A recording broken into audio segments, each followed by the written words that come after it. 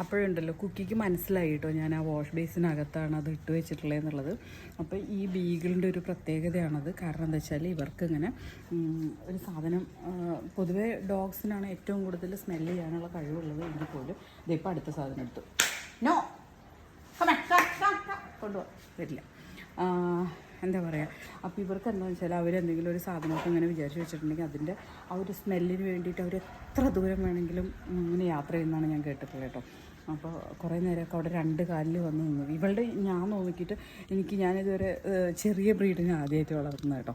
അപ്പോൾ അതുകൊണ്ട് തന്നെ എനിക്ക് തോന്നിയിട്ടുള്ളൊരു കാര്യം എന്ന് വെച്ച് കഴിഞ്ഞാൽ ഇവൾ കൂടുതലും 2 കാലിൽ നിൽക്കാനായിട്ട് ട്രൈ ചെയ്യാറുണ്ട് എപ്പോഴും. അപ്പോൾ നമ്മൾ നടക്കുകയാണെങ്കിൽ നമ്മുടെ ഒപ്പം ഇങ്ങനെയാണ് നടക്കുക.